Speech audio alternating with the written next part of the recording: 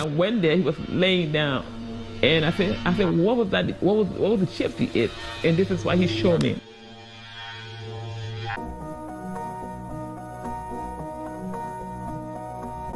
How did the One Chip Challenge go from being one of the most popular internet trends of all time to being the cause of the passing of a 14-year-old kid? For context, the One Chip Challenge was an annual trend where the goal was to consume a very spicy chip and see how long you can go without drinking any liquids. It was popular on many social media platforms, and it was attempted by not only influencers but some celebrities as well. But how did the challenge rise in popularity? Well, it all started in 2016 when the trend of eating extremely spicy food was booming in popularity on social media, with creators eating spicy foods like ghost peppers. The appeal to a lot of viewers is watching the influencers suffer as they eat these spicy foods in question, which resulted in an entertaining niche on websites like YouTube and TikTok. The channel First We Feast got popular by inviting influencers and celebrities to eat spicy chicken wings in their series called Hot Ones. To capitalize on the spicy food challenge craze, a snack company known as Paqui emerged to create and market a new product entitled the One Chip Challenge.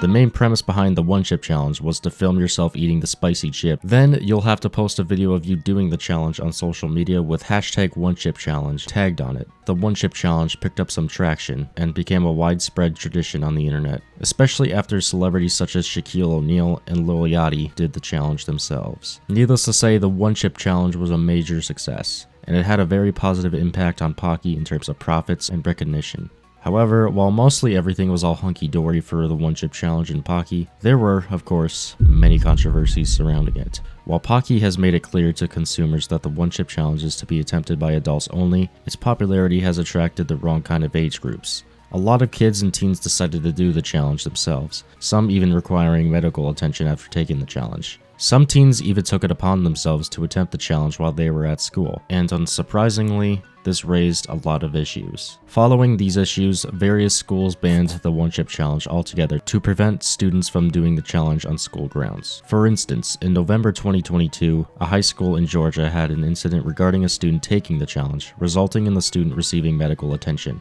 Following these incidents, Paqui once again advised consumers to not do the challenge without knowing what they were getting into. They also reiterated the warnings that are present on every box of the One Chip Challenge, while also making it clear that they discourage kids and teens from doing the challenge, as young people tend to be a lot more sensitive to the spices the spicy foods have in comparison to adults. Unfortunately, despite their best efforts to prevent potential catastrophes, it wouldn't be long before the One Chip Challenge became a main contributor to the tragic death of a teenager. 14-year-old Harris Woloba died suddenly a few hours after eating the ultra-spicy chip. Snack company Paqui is now pulling off its signature spicy chips from store shelves all across the country. This is after a teenager in Massachusetts reportedly died, according to his family, while trying to complete the quote-unquote One Chip Challenge. But today, there's an urgent warning about the viral One Chip Challenge following the death of 14-year-old Harris Woloba of Massachusetts, whose family says he died after eating the chip at school and fainting.